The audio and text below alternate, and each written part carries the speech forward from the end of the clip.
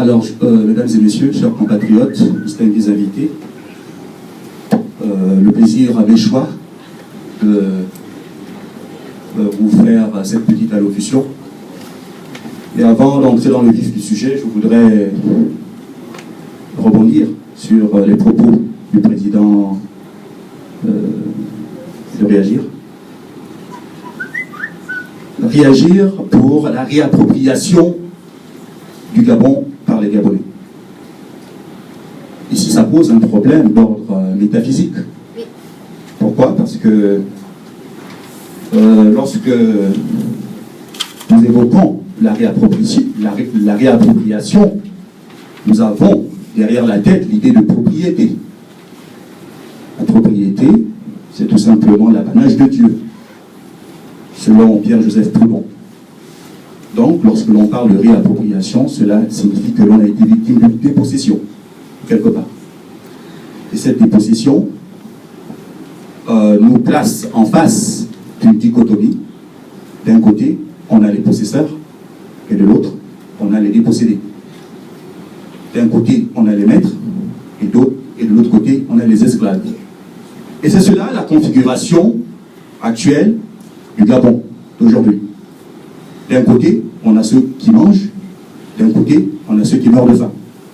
D'un côté, on a ceux qui vont dans des écoles de renom, et de l'autre côté, on a des compatriotes, issus parfois des classes modestes, qui vont dans des écoles de fortune. C'est cela la réalité du Gabon. Et cela également pose un problème. Parce que chez la plupart des Gabonais, j'entends souvent ça et là, en tant qu'étudiant gabonais, doctorant, j'ai coutume de constater que certains Gabonais, plutôt que de s'indigner face à ce hold-up, ont tendance à parler de méritocratie, de prédestination, de bonne essence. Et cela me pousse parfois, comme l'ont déjà fait nos aînés, qui sont passés dans des universités françaises, à présenter cela sous la forme anthropologique de la maladie. Les Gabonais sont-ils malades? Le concept maladie tel qu'il est présenté dans nos cultures, je ne suis pas de culture fan, mais chez les fans, on définit la maladie sous la forme d'Akwan. D'Akwan, les maladies, et Okwan, la maladie. La maladie, au sens symbolique, chez les fans, se réfère parfois à la notion des maladies propres à la culture fan. Mais il y a des maladies également du village. Ce sont des maladies qui partent de nos actes paradigmatiques et qui pervertissent l'édification du vivre ensemble. Et c'est à ce vivre ensemble aujourd'hui que moi je vous interpelle, chers compatriotes. Parce que ce vivre ensemble est fragilisé. Ce vivre ensemble est faussé. Pourquoi? À cause de nos propres fautes. À cause des fautes de nos pères qui n'ont pas pris leurs responsabilités et qui jusqu'aujourd'hui refusent de prendre leurs responsabilités.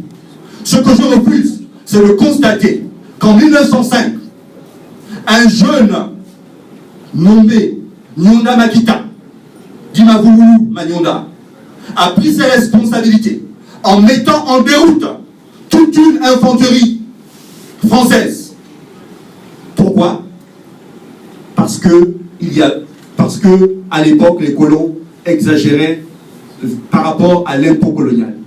Simplement pour cela. Aujourd'hui, nous avons des enfants qui meurent. Il y a des Gabonais qui mangent dans des poubelles. Il y a des enfants qui sont déscolarisés, qui vivent dans la rue. Ici à Perpignan, il y a des étudiantes qui se prostituent. Qu'est-ce qu'on dit? On va encore faire comment? Mesdames et messieurs, le changement découle de la responsabilité individuelle. J'ai cité Nyonda Makita, mais nous avons d'autres héros au Gabon.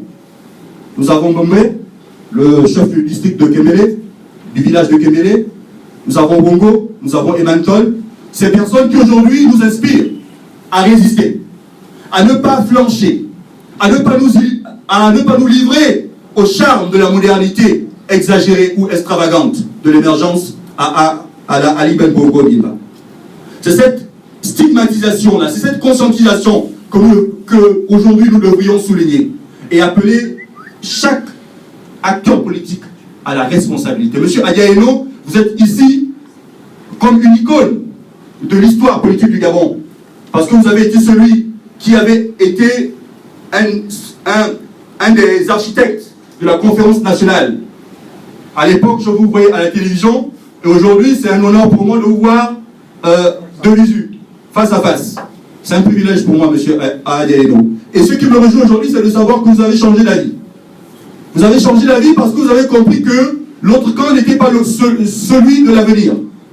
Et aujourd'hui, nous sommes heureux, autant que M. Ngonjou, dont le père a été l'illustre président de l'Assemblée nationale gabonaise, de rejoindre le groupe des faibles. Et moi, aujourd'hui, en tant que doctorant, en tant que président d'une petite association d'étudiants, non PDGisé encore,